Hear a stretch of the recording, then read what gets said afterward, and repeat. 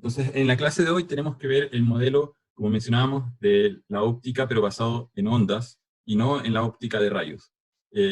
Podemos pensar que los rayos están asociados a la onda, pero son la intensidad lumínica es, en el fondo, una colección de rayos que son ortogonales a lo que se llama el frente de onda.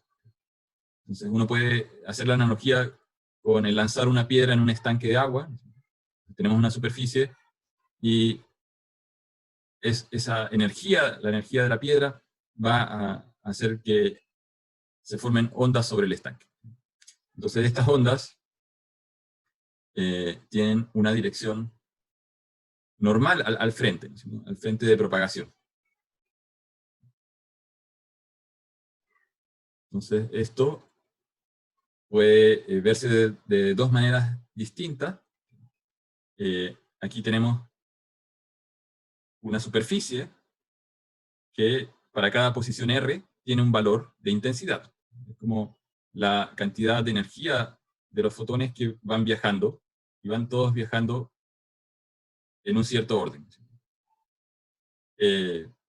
Entonces, aquí estamos pensando en fotones que son coherentes, o sea, van todos alineados, no, son todos de la misma frecuencia, y si están en un punto muy, muy lejano, como el de una estrella, uno podría decir que estas circunferencias, cuando están muy, muy lejos, o el radio es muy gigante, es prácticamente un frente de onda plano. Entonces, cuando uno modela ciertos objetos, uno hace el supuesto de frente de onda plano. En otras situaciones, cuando el objeto que ilumina o que irradia fotones está más cercano al receptor, a veces se usa este otro modelo, en el cual uno dice hay un frente de onda que es esférico, y por lo tanto estos rayos tienen direcciones que no son paralelas, como en este caso. Esto lo menciono porque después cuando uno aplica las ecuaciones para los filtros, eh, básicamente uno puede considerar casos un poquito como cuando uno analiza señales de audio o señales temporales, en las cuales uno puede decir, tengo una señal que es un pulso, ¿no es cierto?, en el tiempo, y que en frecuencia me genera una función sinc. Entonces, este frente de onda plano, esto es en el tiempo, esto es en frecuencia. Ahora, nosotros también podemos tener el proceso al revés, y decir, tenemos en frecuencia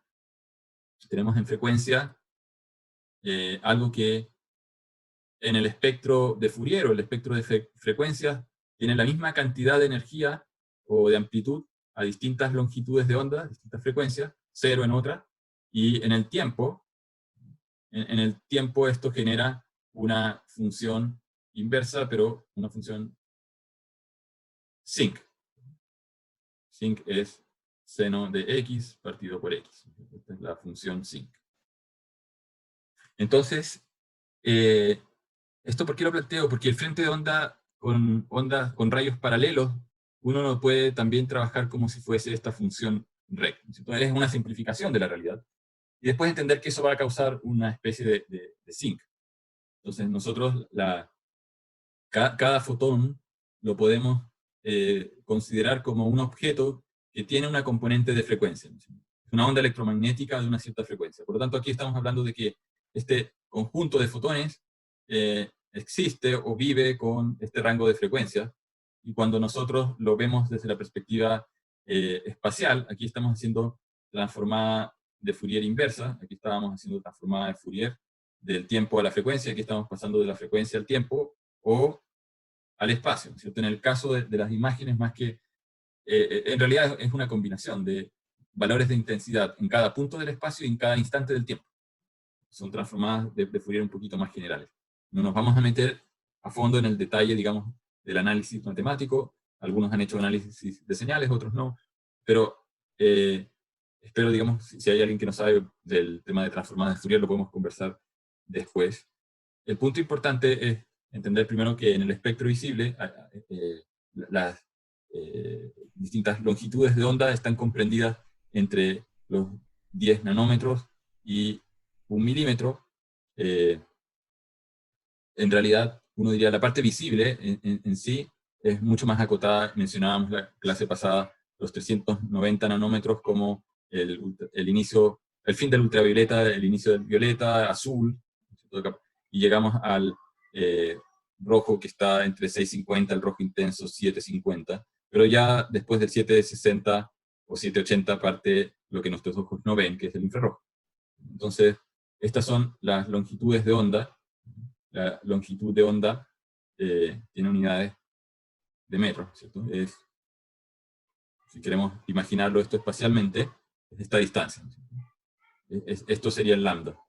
Eh, Nosotros, en señales en el tiempo, cuando teníamos señales en el tiempo, decíamos que este lambda es igual al periodo t mayúscula de la señal, ¿cierto? Y nosotros decimos que la frecuencia es 1 partido por el periodo. En este caso, la frecuencia es igual a 1 partido por lambda, ¿cierto? Y con eso podemos hablar de frecuencias en vez de longitudes de onda. Por eso aquí aparece el f y aquí aparece, este es el lambda, está relacionado a la frecuencia de acuerdo a esta fórmula. Esto también es como de física básica, imagino que lo deben haber visto, si no, es un recordatorio. Entonces,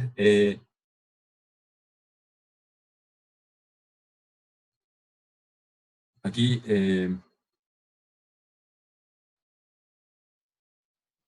se cumple la relación de que a ver, aquí en realidad faltó algo, faltó la velocidad de la luz. Entonces tenemos que la velocidad de la luz es la longitud de onda por la frecuencia. Por lo tanto, aquí tenemos que multiplicar esto por c. Entonces, eso tiene que ver con la velocidad de propagación de esta onda. Entonces, esta es la fórmula fundamental, o esta versión de acá, para relacionar la frecuencia con la longitud. Ahora, como mencionábamos en los diagramas anteriores, nosotros podemos representar la luz de una cierta frecuencia particular o de una cierta longitud. Hay una relación entre la longitud y la frecuencia fija, de acuerdo a esta función. Entonces aquí tenemos básicamente la frecuencia f, en este caso está denotada por esta variable eta. No, perdón. Sí, o sea, eta. Ya, y entonces la amplitud A es función de la posición en el espacio y podemos tener una fase. Entonces tenemos amplitud y fase. Y como esa es una función sinusoidal, nosotros, utilizando la propiedad de que exponencial, ¿cierto?, de j teta es lo mismo que coseno de teta, ¿cierto? ¿Recuerdan esta fórmula? J seno de teta. Entonces nosotros podríamos sumar complejos conjugados, exponencial de j teta menos exponencial de menos j teta, que es el conjugado, dividido por 2, eso era igual a coseno de teta. Entonces, con este tipo de relaciones, podemos llevar la fórmula anterior de la función de onda a una representación en términos de números complejos. Y después, nosotros podemos obtener la parte de la señal U, esta parte de la señal U, que aquí está como una señal real, como la suma de complejos conjugados. Aquí en realidad debería haber puesto complejo conjugado, efectivamente, porque el menos j seno de teta me hace aparecer un menos j seno de teta, así que se eliminan las partes imaginarias, y con eso obtenemos la parte real. Entonces, esto es más que nada un artilugio de las matemáticas, o sí, de los números complejos, para poder después trabajar de manera más fácil con la ecuación de propagación de onda, utilizando estos valores que satisfacen la ecuación o que resuelven la ecuación. Y después, una vez que yo resuelvo la ecuación para encontrar la función u, entonces puedo sumar u más u complejo, o sea, más u conjugado, complejo conjugado, para obtener el valor real. Entonces, esto porque nosotros podemos ver la luz como una combinación de ondas que tienen distintas frecuencias. Entonces, cuando uno tiene ondas de distintas frecuencias, uno diría que la luz U es la luz 1 más la 2 más la 3 que se superponen, pero todas juntas satisfacen esta ecuación. Y entonces el análisis lo podemos hacer para una de las funciones sinusoidales, para un coseno con una cierta frecuencia genérica, y ese resultado es aplicable a funciones con otra frecuencia. Lo único que ocurre es que están corridas en la posición del espectro. Entonces eso también es como una herramienta matemática para simplificar un poquito el análisis, pero hay que tener en cuenta de que en el mundo real efectivamente hay distintas longitudes de onda y distintas frecuencias, pero el análisis para demostrar un poquito la teoría de la formación de imágenes se hace asumiendo que todas las ondas son de la misma frecuencia y por lo tanto usamos solamente una función coseno y no una sumatoria de coseno. Si yo tuviese una función de sumatoria de coseno de distintas longitudes de onda para distintos i de 1 a n colores de luz, tendría más expresiones que manipular y se complica un poco. Entonces, como les decía, los frentes de onda pueden ser superficies constantes, donde todas van avanzando en paralelo. O sea, cuando esta de acá está en el máximo, la de acá también está en el máximo, y la de acá también está en el máximo, todas están en fase. Y eso tiene una implicancia de que cuando llegan a encontrarse con una lente, como veíamos en la clase pasada, todas se tuercen al mismo tiempo y todas van en fase convergiendo a este punto. Si tienen fases distintas, pasan otras cosas, que tengo la superposición de distintas señales con distintas fases y eso hace que la imagen se empiece a ver borrosa. Pero por el momento pensemos en que todas van iguales. Y si el frente de onda es plano, entonces nosotros podemos pensar en vectores que están alineados y que son normales a la superficie. Y como les decía, pueden haber superficies que son curvas. Entonces, desde la perspectiva de las superficies, estos rayos paralelos tienen superficies o frentes que son paralelos y que cuando pasan la lente se tuercen, porque los rayos son ortogonales, ¿no? Son ortogonales al frente de onda. O sea, en el fondo, una cosa es ver esto como óptica de rayos, o si no, esto es como ver las cosas desde la perspectiva de la propagación de ondas. Y estos serían los frentes de onda que están avanzando. Entonces, ¿por qué verlo de esa manera? Porque cuando yo tengo dos fuentes de luz que pueden ser coherentes, ¿no es cierto? Donde aquí el frente es plano, y aquí también el frente es plano, pero chocan con un obstáculo, en el cual hay una pequeña apertura, solamente una porción de esa onda pasa, y aquí ocurre esta deformación, en la cual solamente lo que está en el centro alcanza a avanzar siguiendo el mismo patrón, pero lo que estaba acá, a ver, en el borde, o sea, supongamos que ustedes tiran pelotitas, y todas van avanzando en fila. Entonces, las que pasan justo por el centro no sufren ninguna interferencia, siguen avanzando tranquilas. Entonces se ven así, en términos del frente de onda. Pero las que pasan justo aquí, raspando el borde, se frenan y empiezan a andar un poco más lento, se atrasan.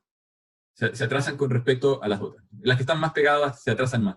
Por lo tanto, el frente de onda se empieza a torcer. Eso es lo que ocurre si uno pudiese hacer el experimento con pelotitas físicas, uno vería que las que chocan acá, bueno, rebotan hacia atrás, y hay algunas que alcanzan a meterse, pero empiezan a molestarse con las que están al lado y se frenan y se desvían así. Las que iban solas por su carril, esas no tienen ningún problema. O sea, las que están acá son las que tienen problemas porque chocan con el borde o con las que están al lado y empiezan a desviarse.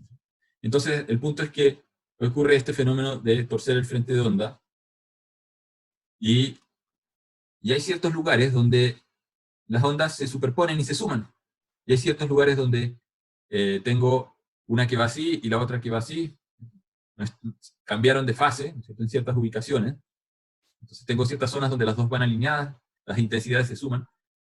Pero cuando se hizo el experimento, se observó, justo cuando se desarrollaron láseres que permitían generar ondas coherentes y alineadas en frecuencia, que aparecía un patrón.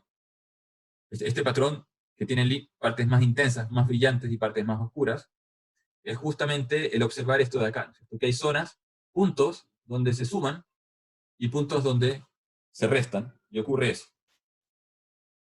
Entonces, ese patrón tiene una distancia entre líneas, y se puede demostrar matemáticamente por qué es esa la distancia, en la cual la distancia tiene una proporcionalidad lambda a la longitud de onda. Aquí hay una onda que tiene longitud lambda, pero hay una separación entre estos hoyitos, que podemos decir es 2 veces A, y la dirección del eje principal torcido por cada una de estas placas. Si ven, hay como una dirección principal en el centro, genera un ángulo θ, que es 2 veces A, formando este triángulo que tiene altura D. Entonces, nosotros podemos decir que aproximadamente, si nosotros tuviésemos una circunferencia de largo S, ¿cierto?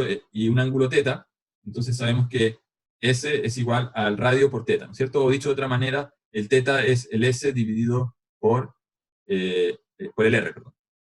Acá, ¿cuál es el R? Es esta distancia D. ¿Y cuál es el S? El S vale 2A. Estamos diciendo que este arco es casi lo mismo, el segmento recto, que el arco. Eso es válido si los puntos están lo suficientemente pegados. Si los puntos están muy separados, no se cumple esta fórmula. Pero por eso dice aquí, digamos, aproximadamente lambda dividido por θ.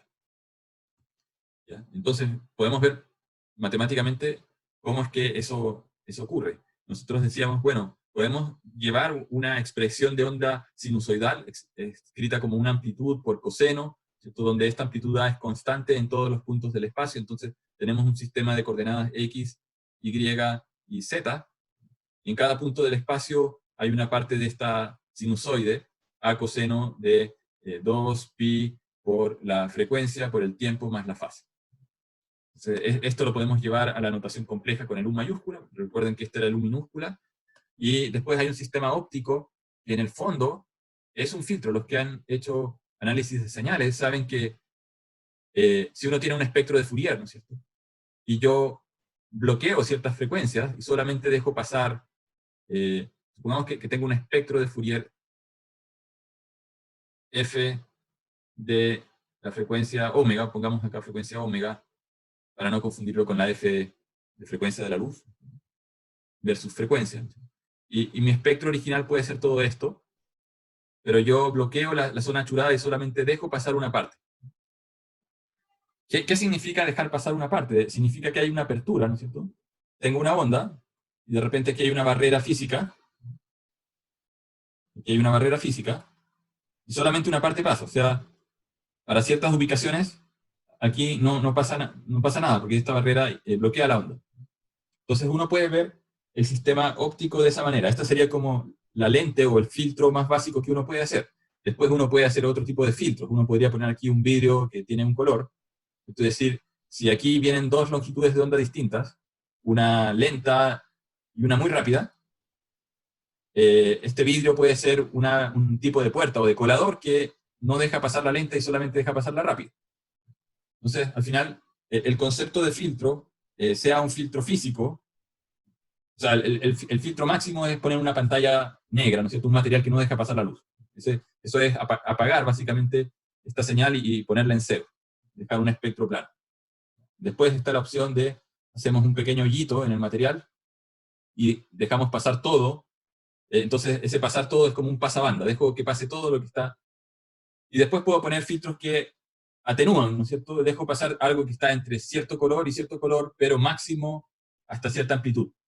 Y eso es lo que hacen en parte las lentes de colores que uno le puede poner a ciertas cámaras cuando uno quiere hacer fondos, por ejemplo, estilo caso, cuando en realidad el día estaba nublado. Entonces hay unas lentes que imitan la luz, o que en el fondo rechazan la luz en otras longitudes de onda para quitar el blanco, ¿no es cierto?, del cielo, y solamente dejan pasar la longitud del naranja, y así el cielo se ve como naranja, pero en realidad la foto fue sacada en un día nublado. Entonces, eso es lo que es el filtro. Pero aquí entonces el sistema óptico uno lo puede ver como un conjunto de filtros que dejan solamente pasar una parte. Y en ese dejar pasar una parte, en el fondo lo que uno está haciendo es que si la luz era una combinación de vectores, ¿cierto?, de rayos con distintas magnitudes asociados a distintas frecuencias, en el fondo estamos botando varios de estos vectores y solamente estamos dejando pasar aquellos que van en una dirección, ¿cierto? O sea, cuando teníamos esta barrera y una fuente de luz que está haciendo esto, ¿cierto? Hay vectores que van para allá, vectores que van para aquí abajo y otros que van horizontalmente, y solamente estamos dejando pasar los horizontales. Por lo tanto, uno puede ver el filtro de esta señal U exponencial con ángulos de dirección, ¿cierto? Con componentes de dirección en los cuales solamente vamos a conservar ciertas direcciones angulares y vamos a botar otros. Este vector K se llama el vector de onda o vector de dirección de la onda y solamente vamos a conservar algunos.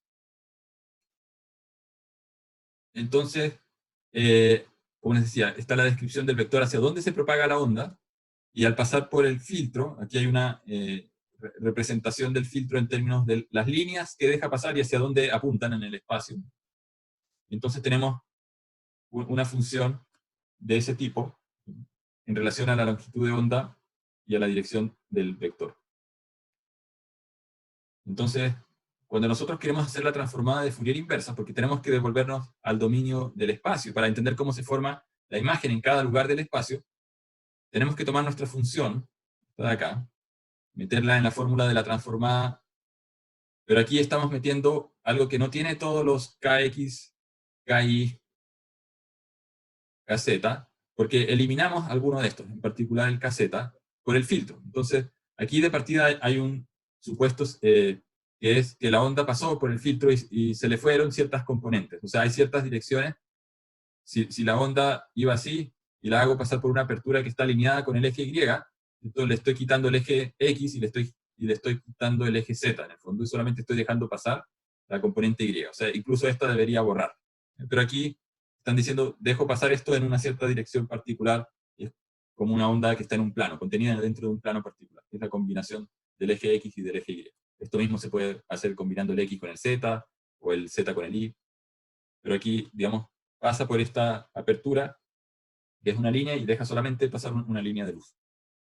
Entonces, esta era nuestra función de onda en el dominio complejo, y tenemos que multiplicar, ¿cierto? En la transformada de Fourier de una señal f de t. Entonces decíamos que la transformada f de omega era la integral de menos infinito a infinito de f de t por e a la menos j omega t de t. Esa es la fórmula de la transformada de Fourier para señales que están en el dominio del tiempo. La transformada inversa, f de t sería igual a la integral de menos infinito a infinito de f de omega por e a la j omega t de omega.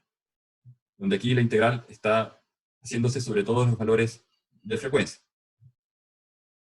Y entonces, aquí lo que tenemos es el análogo, pero hecho espacialmente, ¿no es cierto? En vez de usar f minúscula de t, estamos usando f minúscula de la posición x, y, en función de la versión en frecuencias de la luz, multiplicada por la base de la expansión de la serie, o de la función de Fourier, en este caso, con estos valores.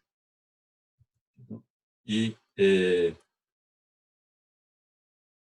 en este caso tenemos convención con los signos negativos para estos vectores. Entonces, si nosotros hacemos la transformada acá con más, acá lo tenemos que hacer con menos, o si definimos con la convención menos, acá tiene que ser con más. Por si acaso. Se puede hacer de las dos maneras. Pero hay que ser consistente con la definición que uno ocupa. Entonces, el punto es que esto se puede calcular para ciertas funciones que sean fáciles, porque resolver esta integral no se puede hacer para todas. Una típica es la función, como les decía, la función rect, porque es básicamente constante en ciertas frecuencias y cero en otras. Entonces, cuando integramos sobre las frecuencias en la dirección X y las frecuencias en la dirección Y, en realidad estamos haciendo como una función rect bidimensional. O sea, tendríamos acá una especie como de cubo. Es decir, para estas frecuencias en la dirección Y y para estas frecuencias en la dirección X, perdón, vamos a dejar pasar la onda, pero para otras frecuencias es cero. Aquí en todo este tramo es cero y aquí en todo este tramo es cero. Aquí es cero. Entonces, es un rect que sería un cubito. Y entonces, lo que uno puede observar es que ocurre un patrón de difracción cuando uno hace el experimento, asumiendo de que este frente de onda es plano, en el cual se visualizan estas funciones, donde hay como una interferencia de líneas en la proyección, de acuerdo al dibujo que veíamos recién. Y eso tiene que ver con lo siguiente, ¿no es cierto? Que viene esta onda U, recuerden que esto está escrito como una función de intensidades en cada posición, pero en el dominio de la frecuencia, y pasamos por este filtro que es nuestra apertura, está a una distancia de, esto tiene un cierto tamaño, y tenemos un plano de observación donde vamos a ver la transformada inversa de esta función. Y esa transformada inversa, cuando uno la hace, es esta función P, ¿ya? Donde esta función P es el cálculo de la transformada inversa de Fourier de ese frente de onda. Aquí está la función exponencial. Y la magnitud de esta función P, la magnitud de esa función P, es lo que uno diría es la intensidad de la luz. Entonces, calcularle el valor absoluto a esa onda. Recuerden que la onda tiene frecuencia, tiene fase, tiene amplitud. Entonces, pero lo que nos interesa es la amplitud. Y al hacer ese proceso, se llega a, a este valor, donde este I representa la intensidad promedio de la energía de la fuente radiante. Y si uno utiliza una apertura circular, porque aquí el P básicamente representa, este P, representa lo que alcanza a pasar al otro lado de esta apertura. O sea, aquí hay que poner una función geométrica. El P podría ser una cruz. Entonces, si fuese una cruz, todo esto está bloqueado. Y aquí tengo coordenadas X, Y. Yo diría que en los lugares que está en blanco, P de X, Y es igual a 1. En los lugares que está achurado, P de X, Y es igual a 0. Esa es la función P. Entonces, eso define el espacio a través del cual la onda puede pasar para el otro lado. Y, claro, si tengo una función que es un rombo, entonces matemáticamente esta función es la función en la cual la magnitud de X más la magnitud de Y es igual a 1, o menor o igual a 1. ¿Cierto? Esto es X, esto es Y. Si mi apertura fuese un rombo, por ejemplo, tendría esa función. ¿Cierto? ¿Por qué? Porque si yo pongo acá 0.1 en Y, el X tiene que valer 0.9. ¿Cierto? Si yo pongo 0.9 en Y, entonces el X tiene que valer 0.1. La cosa es que la suma en valor absoluto de X y de Y me tiene que dar 1 o menor que 1. Esa es una función de apertura. De forma. Eso sería un posible P. Entonces, es P de X es igual a 1 cuando ocurre esto, cuando se cumple eso, y 0 si no se cumple, ¿cierto? O sea, si tengo que el valor absoluto de X más el valor absoluto de Y es mayor que 1, entonces es 0. Esa sería mi función P. En realidad tendría que haber escrito aquí P de X, Y igual a 1 o 0, ¿cierto? Punto y coma, cuando X, y en valor absoluto es menor que 1, y si no, 0 en caso contrario. Esa sería la definición de P. También podrían tener una apertura circular. La apertura circular, ¿cómo sería? Sería x cuadrado más y cuadrado igual al radio del círculo al cuadrado.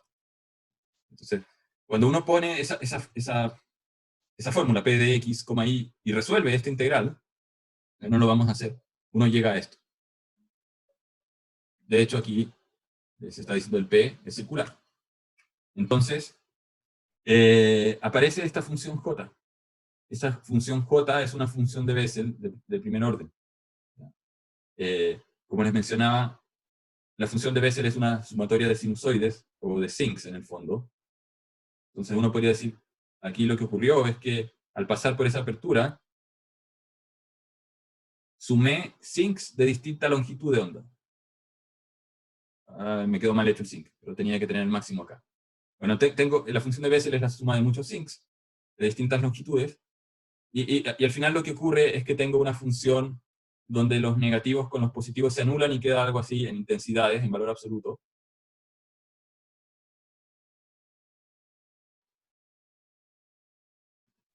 Entonces, el centro de esta función es donde uno podría decir está la luz que pasó casi inalterada por la apertura, ¿no es cierto? Decíamos, viene el frente de onda acá y hay algunas que pasan sin problemas, y esos son los que están acá.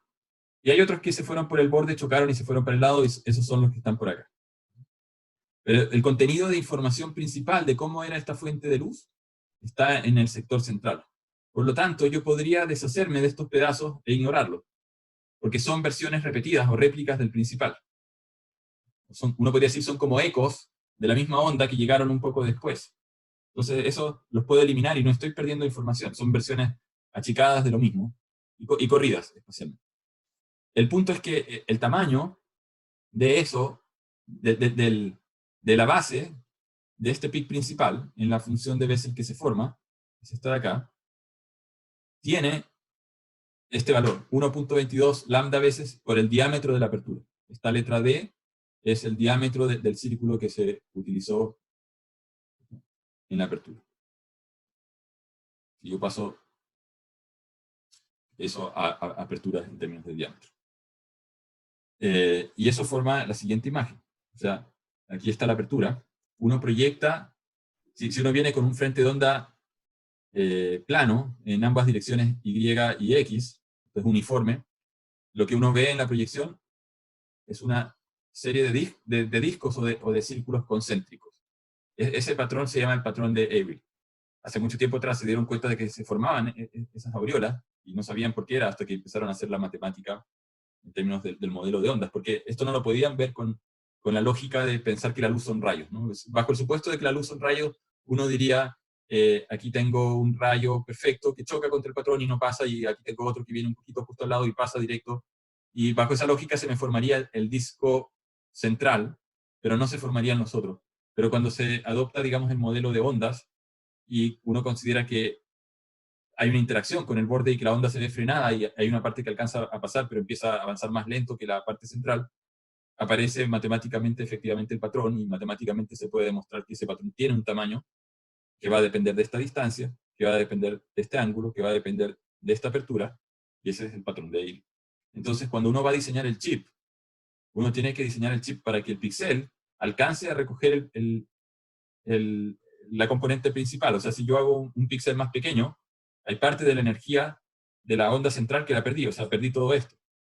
Y si hago un píxel más grande, no gano información, o sea, pierdo resolución, en primer lugar, porque cada píxel está representando más espacio del mundo real, pero además estoy metiendo información redundante, o sea, no estoy ganando nada con hacer eso. Entonces, hay un tamaño óptimo, y por eso es que los píxeles, y hay ciertas discusiones que se empezaron a dar en la época en que las cámaras empezaron a reducir sus píxeles de tamaño, porque empezó a mejorar la tecnología de fabricación, y habían estas discusiones un tanto ridículas como estoy esperando que salga la próxima cámara con un píxel de la mitad del tamaño actual o con el doble de resolución actual. Pero eso era como no entender que achicar el píxel no ayuda en nada cuando uno llega al límite de difracción. Entonces, esto se llama el límite de difracción. Es lo mejor que puedo enfocar. No puedo enfocar mejor que eso, porque, dicho de otra manera, estoy diciendo, aquí hay una onda que oscila, y que cuando se mueva, uno podría pensar que este fotón que viene oscilando va a manchar el plano en este tamaño. No saco nada con hacerlo más pequeño porque el fotón se va a salir de ese espacio y voy a perder parte de su energía, ¿no?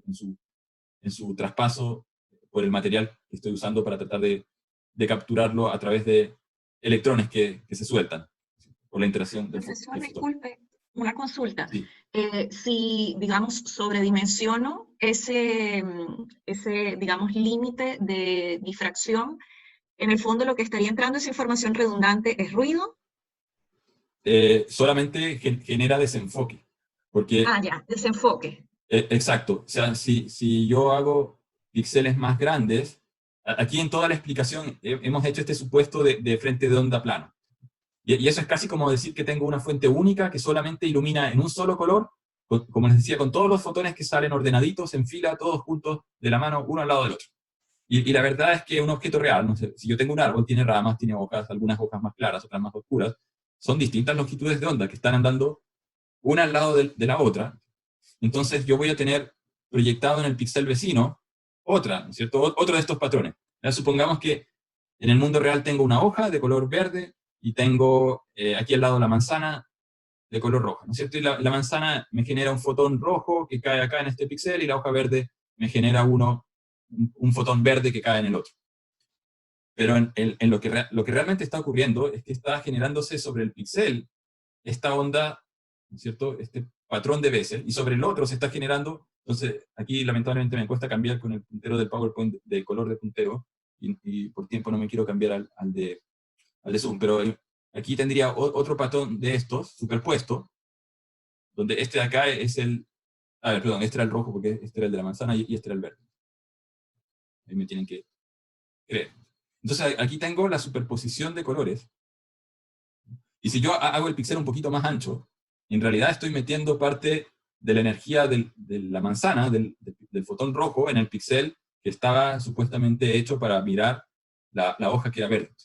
Hay energía de los objetos adyacentes que se derrama sobre más de un píxel cuando hago los píxeles más grandes. Y ese es el problema de hacerlos más grandes.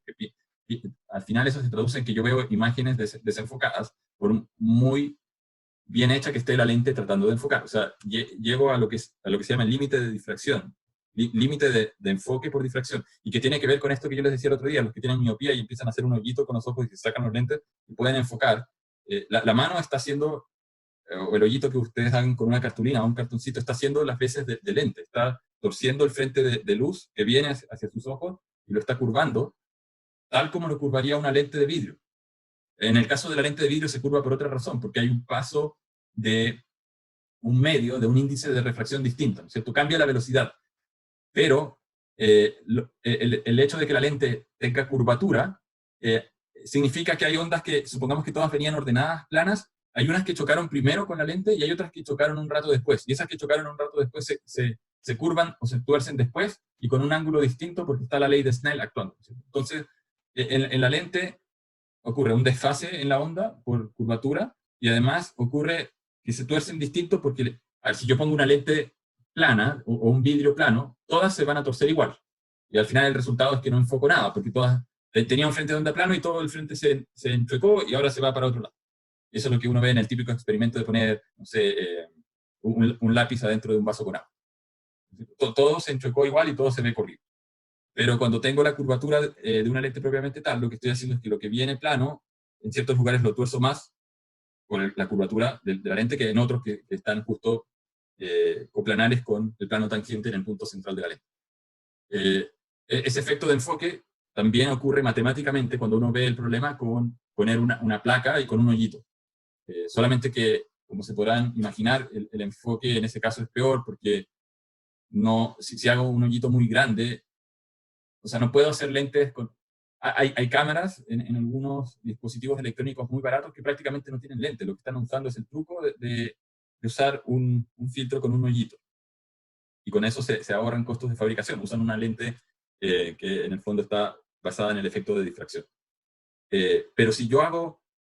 ¿Qué problema tienen esas cámaras? Que de noche no funcionan muy bien porque el hoyito tiene que ser muy pequeñito para que este efecto... O sea, acá tienen que pensar que lo que están torciendo son ondas que son de nanómetros de tamaño. O sea, físicamente, si uno las pudiese ver en su movimiento por el espacio, son de nanómetros. Y por lo tanto los hoyitos son pequeñitos. Si yo hago el hoyito muy grande, lo que ocurre es que se pasa todo como si no hubiese nada, ¿no? O sea, se pasa el fotón rojo, pasa de la mano junto con el verde, y no fueron ninguno de ellos torcidos en ninguna dirección, por lo tanto no logro enfocar nada. Si hago un hoyo así, o sea, y tengo miopía, es como que en realidad estoy mirando por una ventana gigante. Solamente el efecto, digamos, de la interacción de la onda con el borde ocurre cuando el hoyito es lo suficientemente pequeño como para que ocurran estos rebotes próximos y se forme este tipo de patrón, ¿cierto? O sea, cuando uno tiene, y esto es una simulación, está ahí el link de la difracción, cuando uno tiene un tamaño de apertura más grande, en el fondo lo que está ocurriendo es que si tengo cuatro fuentes de luz que están generando frentes de onda que se superponen, o sea, aquí tengo un láser, otro láser, otro láser, otro láser, y están todos coordinados. Cada uno emite su rayo, la suma genera más o menos algo plano, pero cuando chocan acá al borde ocurre esto. Y se puede ver que hay zonas donde la imagen está más enfocada y hay otras donde tengo superposición de ondas en las cuales una va para arriba cuando la otra está yendo hacia abajo, y esas zonas son zonas donde no se ve bien, está como bien desenfocado. pero la parte más enfocada es esta. Esta es una simulación numérica para ondas puras y cómo se forma la imagen. Entonces uno puede ver que hay una zona donde la imagen está nítida y hay otras donde no tiene sentido mirar. Entonces no tiene sentido hacer píxeles más grandes. Bueno, esto también es súper importante para la gente que diseña cámaras, porque si saben que van a estar mirando, voy a inventar acá, ciertos procesos específicos, no sé, una estrella que se sabe que emite radiación en los 800 nanómetros, entonces tal vez voy a tratar de usar lentes con aperturas y píxeles del tamaño adecuado para esa longitud de onda, porque en realidad sé que lo que voy a estar observando está principalmente emitiendo en esa longitud de onda. Cuando diseño una cámara de espectro visible para aplicaciones comunes y corrientes, para fotografía, la finalidad es que esa foto sea observada por el ser humano. Y nuestros ojos, si uno grafica, digamos, la respuesta del ojo a distintas longitudes de onda, nuestra respuesta es bastante buena en el verde, en el green, es un poco mala cuando vemos azules, longitudes de onda más pequeñas, y empieza a empeorar también cuando tenemos longitudes de onda roja. Entonces, si uno está en una fiesta con iluminación totalmente azul, aunque sean luces muy brillantes, en realidad uno no ve bien, porque de partida no vemos los otros colores, y si se ponen a pensar, en realidad uno no enfoca bien con esa luz, tampoco enfoca bien la vista con el rojo. Nuestra vista enfoca mejor con el verde. Y entonces, efectivamente, la cámara tiene que hacer el trabajo de, de captar todos esos fotones, del azul al verde, al rojo, perdón.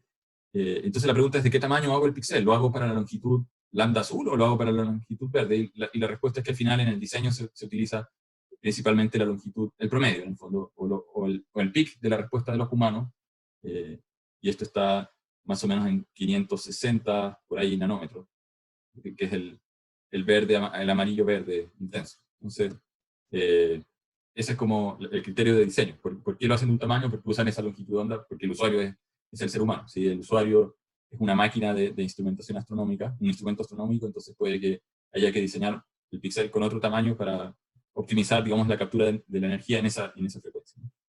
Pero aquí, más que meternos en el diseño de los píxeles, a mí lo que me interesa es que ustedes sepan que existe esta fórmula. Esto es como lo esencial, primero entender un poquito de dónde viene. Yo no les pido que ustedes sepan calcular la transformada de Fourier inversa. Eso es, como decía, un ejercicio más bien de análisis de señales, es un ejercicio más bien matemático. Pero sí, como diseñadores de un sistema tienen que saber que no sacan en algunos casos nada con usar píxeles más pequeños, porque no van a ver mejor. Empiezan a estar limitados por la difracción. Sí tienen que saber cuál va a ser ese límite en el tamaño para elegir una cámara que tenga una resolución adecuada en ciertas condiciones en las cuales sí es necesario tener el mejor el mejor enfoque posible. Bien, esa es como la parte, digamos, que termina lo que es la formación de la imagen a nivel físico, a nivel de fotones, a nivel del chip mismo. Y tenemos que ver algunas cosas la próxima clase que tienen más relación con el procesamiento de la imagen. Aquí no debería haber cerrado esto. Eso está en el otro PPT, pero solamente para concluir, al final, desde la perspectiva del usuario, lo que nosotros estamos haciendo es recolectar intensidades de energía o de fotones de una cierta longitud o de un cierto color en cada píxel de la imagen, ¿cierto? Cada píxel va a tener, aquí de nuevo, cada píxel va a tener una intensidad, y nosotros lo que vemos es algo de este estilo. Aquí está graficado como tridimensionalmente en barritas que representan más energía, menos energía o ausencia de fotones. Y entonces la próxima clase lo que queremos hacer es ver cómo, dado que algunos píxeles están más iluminados que otros, cómo extraemos cierta información útil. Ahora, entender el tamaño del píxel, entender el enfoque, es esencial, como decía al principio, porque nosotros vamos a querer medir propiedades de los objetos. Si tienen daños, ¿no es cierto?, abolladuras, microfracturas. Entonces tengo que entender de qué tamaño se forma la imagen, no solamente desde la perspectiva geométrica, sino también con qué nivel de error logro identificar que el píxel de esta intensidad siempre ocurre en ese lugar y que no está oscilando entre los vecinos. Y si tengo oscilaciones, en el fondo, los datos que yo extraiga de acá van a estar, digamos, contaminados por mis errores. Y los errores son, como les decía, errores de enfoque, errores de ruido electrónico. Hay también errores que provienen de la distorsión que hace la lente. Cuando uno usa lentes, inevitablemente nosotros estamos torciendo los rayos, ¿no es cierto?, este frente de onda plano, pero no todos se tuercen igual, porque tienen distintas longitudes de onda. Por lo tanto, se producen efectos de desenfoque en función del color de la luz que son distintos. Para las fotos que nosotros vemos con nuestros ojos, nosotros no nos damos cuenta de ese desenfoque que ocurre con distintos colores, que es levemente distinto. Pero en ciertas aplicaciones muy críticas, sobre todo astronómicas o de microscopía, empiezan a ver como siluetas o halos alrededor del objeto que uno está enfocando cuando la lente introduce estos desfases distintos para distintos colores. Y son muy molestos, porque después la imagen que uno quiere procesar tiene como una imagen fantasma, tiene como una aureola que uno tiene que tratar de eliminar. Entonces, el primer paso es tratar de encontrar una lente, a veces más caras o de mayor calidad, que no generen esas distorsiones ópticas radiales. En el caso de este problema que les comentaba de instrumentación astronómica, estamos tratando de llegar a resoluciones efectivas para estimar la posición que son de 10 micrones. Entonces, hemos incluso caracterizado la lente. O sea, uno puede decir, la lente o el fabricante dice, esta lente tiene una característica de radio de curvatura, voy a inventar acá un número, 12 milímetros. Pero cuando uno analiza esta superficie a nivel microscópico, esta superficie no es perfecta, no es un radio de 12 milímetros, puede tener concavidades o deformaciones de 2 micrones. A nuestra vista parece, no, esta taza es lisa. Si la analizamos a nivel microscópico, esta taza no es lisa, tiene deformaciones.